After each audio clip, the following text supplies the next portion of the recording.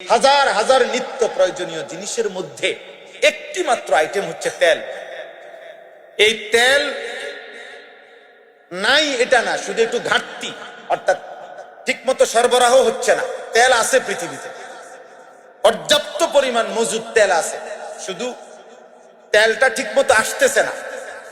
সারা পৃথিবী, বাংলাদেশ না, সারা পৃথিবী দেশে, সারা বিশ্বে রেড অ্যালার্ট, লাল বাতি জ্বলতেছে। শুধু একটি জিনিস, আল্লাহ ভালো রাখলে ভালো থাকা। নাই তো কল্পনা করেন বাবা ভাই, এক সপ্তাহ কল্পনা করেন, গ্যাস, বিদ্যুৎ, তেল ধরে নেন, এক সপ্তাহ তিনটাই নাই, কি হবে জীবনের, কি হবে এই উল্লাসের? যারা আল্লাহকে প্রতিনিয়ত বলতেছে আল্লাহ তেল না, ক্ষুধা, দারিদ্র, অভাব, আরো যদি কিছু দাও, মহামারী, যা মন চায় তুমি দাও, প্রয়োজনে মরে যাব, কিন্তু আমি তোমারে সেজদা দেব না। সাফ কথা, তোমারে সেজদা দেব না। তুমি আমারে যদি দুর্ভিক্ষ ফেলে দাও, আমার জীবন একটাই, আমি আর আমার নর্তকী, আমি আর আমার মোবাইল, আমি আর আমার উলঙ্গ ছবি, আমি আর আমার হারাম জিন্দিগি, আমি আর আমার সুদের টাকা, আমি আর আমার কিস্তির টাকা, আমি আর আমার বেপর্দা জীবন, আমি আর আমার নাটক, সিনেমা, এই আমার জীবন। এবার তুমি সুখে রাখলেও পারো, দুঃখে রাখলেও পারো, তুমি তেল দিয়েও পারো, না দিয়েই পারো। অভাব আমি বুঝি না মাওলা, দাও দুর্ভিক্ষ আমি জানি না, আমি জানি শুধু আমার উল্লাস, আমার যৌবনের চাহিদা, আমার লজ্জাস্থানের চাহিদা পূরণ, খালাস। কোরআনে স্পষ্ট আছে, নবীজিকে আল্লাহ বলছে, বন্ধু মনের ইচ্ছে মতো যে চলে, আমি পরিষ্কার তার ব্যাপারে আপনাকে জানিয়ে দিলাম, ইনহুম ইল্লা কাল আনআম, তারা আর কিছুই নয়, শুধুই জানো। একেবারে স্পষ্ট কোরআনের আয়াত, এরা আর কিছুই নয়, শুধুই জানো। আল্লাহ তাআলা কোরআনে বলছে,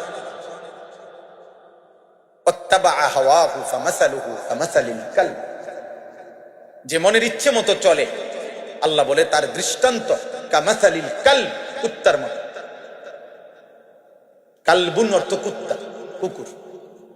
কামাসালিল কালব, কিসের মতো? কুত্তার মতো।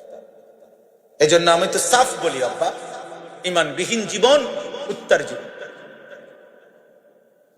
সেজদাবিহীন জীবন কুত্তার জীবন। যে কপাল সেজদা দেয় না, ওই জিন্দিগি কুত্তার জিন্দিগি।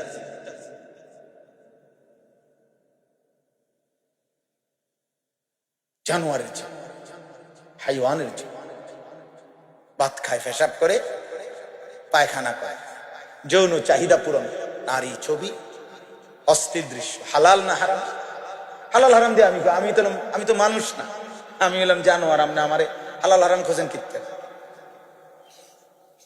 আপনি আমার পেশাব করে পাক না পাক খুঁজেন কি? মানুষের ব্যাপারে খুঁজবেন, আমি তো জানোয়ার, আমি আবার পাক কিতা না পাক কিতা আমার মতো নেনা দরকার। মুতে ধরছে, জেন দিয়ে মুতে ধরে, হেন দিয়ে বসে আছে। কোন ভদ্র ইমানদার তো জীবনে কোনোদিন, আপনি পারবেন এটা? জেন দিয়ে মুতে ধরছে, হেন দিয়ে বইয়ে লিখতে পারবেন? ও পারলো কেন বলেন? ও পারলো কেন? ও যে জানোয়ার, যে ও তো ইনসানের আখলাক তার থেকে সরাই দিছে, মানুষের পরিচয় নিজের থেকে হারাই দিছে। এই জন্য আব্বা, নিজের পরিচয় নিজে মিলা।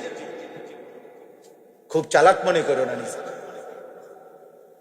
একটা মোবাইল, একটা মোটরসাইকেল, সামান্য কিছু বাবার আর্থিক সম্পত্তি, একটি বাড়ি, একটি বিল্ডিং, বাবা বা ভাই, আত্মীয় স্বজন, কেউ একজন বিদেশ, এই কোনোটাকেই নিজের জন্য কোনো সফলতা মনে করো না। আমাদের হাজার হাজার আইটেমের মধ্যে আমাদের নিত্য প্রয়োজনীয় জিনিস প্রতিদিন লাখ লাখ। কত মানুষ আমাদের জীবনে প্রয়োজনীয় জিনিস, এই হাজার হাজার নিত্য প্রয়োজনীয় জিনিসের মধ্যে একটি মাত্র আইটেম হচ্ছে তেল। এই তেল নাই এটা না, শুধু একটু ঘাটতি, অর্থাৎ ঠিকমতো সরবরাহ হচ্ছে না। তেল আছে পৃথিবীতে, পর্যাপ্ত পরিমাণ মজুদ তেল আছে, শুধু তেলটা ঠিকমতো আসতেছে না। সারা পৃথিবী, বাংলাদেশ না, সারা পৃথিবী দেশে, সারা বিশ্বে রেড অ্যালার্ট, লাল বাতি জ্বলতেছে। শুধু একটি জিনিস, আল্লাহ ভালো রাখলে ভালো থাকা। নাই তো কল্পনা করেন বাবা ভাই, এক সপ্তাহ কল্পনা করেন, গ্যাস বিদ্যুৎ তেল ধরে নেন, এক সপ্তাহ তিনটাই নাই, কি হবে জীবনের, কি হবে এই উল্লাসের? কখনো কি মনে পড়ে? সাআলা সাইলুম বিআযাবিন ওয়াকি', আমাদের কিছু নাফরমান আছে এমন, তোমরা অনেক কিশোর যুবক, অনেক মাঝ বয়সী, অনেক নারী, বেহায়া বেপর্দা নারী, অসংখ্য জন আছে তোমরা যারা আল্লাহকে প্রতিনিয়ত বলতেছে, আল্লাহ তেল না, ক্ষুধা, দারিদ্র, অভাব, আরো যদি কিছু দাও, মহামারী, যা মন চায় তুমি দাও, প্রয়োজনে মরে যাব, কিন্তু আমি তোমারে সেজদা দেব না। সাফ কথা, তোমারে সেজদা দেব না। তুমি আমারে যদি দুর্ভিক্ষ ফেলে দাও, আমার জীবন একটাই, আমি আর আমার নর্তকী, আমি আর আমার মোবাইল, আমি আর আমার উলঙ্গ ছবি, আমি আর আমার হারাম জিন্দিগি, আমি আর আমার সুদের টাকা, আমি আর আমার কিস্তির টাকা, আমি আর আমার বেপর্দা জীবন, আমি আর আমার নাটক সিনেমা, এই আমার জীবন। এবার তুমি সুখে রাখলেও পারো, দুঃখে রাখলেও পারো, তুমি তেল দিয়েও পারো, না দিয়েই পারো। অভাব আমি বুঝি না মাওলা, দাও দুর্ভিক্ষ আমি জানি না, আমি জানি শুধু আমার উল্লাস, আমার যৌবনের চাহিদা, আমার লজ্জাস্থানের চাহিদা পুরো খালাস। কিসের হালাল হারাম? আল্লাহ বলেন এরা যেন নিজের থেকে, আমি আল্লাহর আযাব চাচ্ছি। সাআলা সাইলুম বিআযাবিন ওয়াকি', মক্কার এক কাফের, তাফসীরের মধ্যে আছে নবী সাল্লাল্লাহু আলাইহি সাল্লামের জামানায় নবীজি একদিন কালেমার দাওয়াত দিচ্ছিলেন, বলতেছিলেন আল্লাহর দিকে ফিরো, নয়তো আল্লাহর আযাব আসবে, আল্লাহর আযাব আসবে। নবীজি চোখের পানি ফেলে বলছে, হে আমার জাতি, নূহ আলাইহিস সালামের কওমকে আল্লাহ নাফরমানির কারণে আযাব দিয়ে ধ্বংস করছে। লূত আলাইহিস সালাম, হুদ আলাইহিস সালাম, সালেহ আলাইহিস সালাম, শুআইব আলাইহিস সালাম, ফেরাউন, নমরুদ, কারুন, হামান, সাদ্দাত, এরকম নাফরমানদেরকে আল্লাহ আযাব দিয়ে দিয়ে নাফরমানির কারণে শাস্তি দিছে। তোমরা আল্লাহর নাফরমানি ছাড়ো, তোমরা ঈমান আনো, নয়তো আল্লাহ আযাব দিবে। তাফসীরের মধ্যে আছে ঠিক ওই টাইমে এক কাফের, নজর ইবনে হারিস, মক্কার কাফের সর্দার, সে নবীজির সামনে বিদ্রুপ কইরা, ঠাট্টা কইরা, হাসতে হাসতে হাত তুলে আল্লাহকে বলছে, আল্লাহুম্মা ইন কানা হাযা হুয়াল হাক্কা মিন ইনদিক ফাআমতির আলাইনা হিজারাতাম মিনাস সামা আবিতিনা বিআযাবিন আলীম। বলতেছে, হে আল্লাহ, এই মুহাম্মাদের কথা যদি সত্যই হয়, তুমি আযাব দিতে পারো। সে বলতেছে, নাফরমানি করিলে, ঈমান না আনলে নাকি আযাব দিবা। সে বলে, যদি এই কথা সত্যই হয়, তো এখন তোমার কাছে কি আযাব আছে দাও এখন। কসম খোদার, এটা কোরআনের তাফসীর। এই বেঈমান বলে উঠছে আল্লাহকে, দাও এখন দাও। ফাআমতির আলাইনা হিজারাতাম মিনাস সামা, বলছে এখন তুমি আমগর উপরে পাথরের বৃষ্টি বর্ষণ করে আযাব দাও দেখি। আবিতিনা বিআযাবিন আলীম, অথবা তার চাইতে ভয়ানক কোন আযাব আছে কিনা দাও। তাহলে আমরা যখন নামাজের কথা বলি, আল্লাহর কথা বলি, আখিরাতের কথা বলি, কবর জাহান্নামের কথা বলি, আমার বাপ, আমার ভাই, আমার বন্ধু যারা প্রত্যাখ্যান করেন প্রত্যেক ওয়াক্তের আযান, প্রতি ওয়াক্তে আযানে আল্লাহ ডাকে, বান্দা আয় না, বেঈমান বলে না না। প্রত্যেক ওয়াক্তে আযানে আল্লাহ বলে হাইয়া আলাস সালাহ, বান্দা আয় না, এদিকে একটা সেজদা দে। বান্দা বেঈমান নাফরমান ওই বলে না না। ভাত তোমার, মাছ তোমার, রিজিক তোমার, আলো তোমার, অন্ধকার তোমার, আসমান তোমার, জমিন তোমার, সূর্য তোমার, চন্দ্র তোমার, আমার অস্তিত্ব তোমার হাতে, আমার নিঃশ্বাস তোমার হাতে, আমার চোখ, নাক, কান সব তোমার হাতে, তোমাকে সেজদা দেব। এজন্য সবসময় বলি, আসমানের নিচে, জমিনের উপরে বেনামাজির চাইতে বড় বেয়াদব, নিকৃষ্ট বেয়াদব, এর চাইতে বড় বেয়াদব এর চাইতে বড় বেয়াদব পৃথিবীর কোনো আর কিছুই হইতে পারে না। সবচেয়ে বড় বেয়াদব এটা, সবচেয়ে জঘন্য বেয়াদব যার কপালে সেজদা।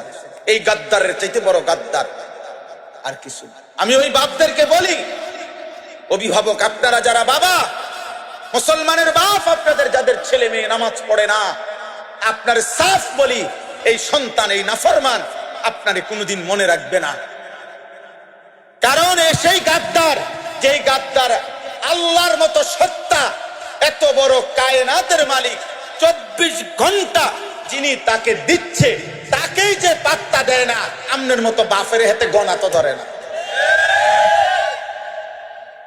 আমনের মতো বাপের আপনি হিসাবে কিতাব, আপনি কিতাব, সে তো আল্লাহকে কিছু মনে করে না।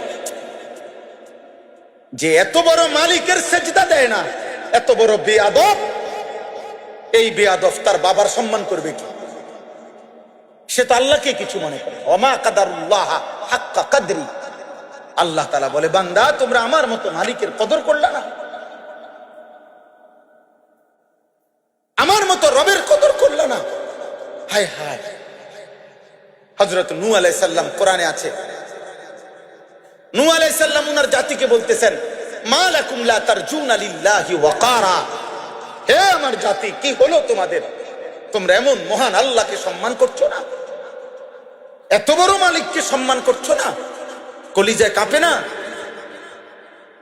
বলো না ভাই, একটা ভাই বলো, একজন বাবা বলে 365 দিনে খোদার এক বছরে যে কোনোদিন, একদিনও একটি বছর গেছে যে কোনোদিন ফজরের নামাজ পড়ে নাই, এই নিকৃষ্ট মানুষরূপী জানোয়ার এটা মুসলমানের সমাজে থাকে কেমনে?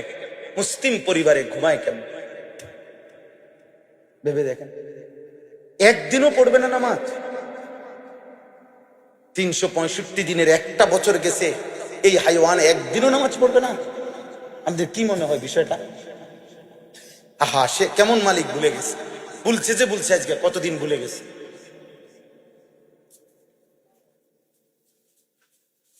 বলেন। হ্যাঁ, আবারও বলছি, বাপ দুনিয়া খাওয়াইতেছে পড়াইতেছে বলে মনে করো না এখানে শেষ। দুনিয়া তো, আবারও বললাম, জানোয়ার কি খাওয়ায়? দুনিয়া তো আল্লাহ কুত্তা বিলাইও খাওয়ায়।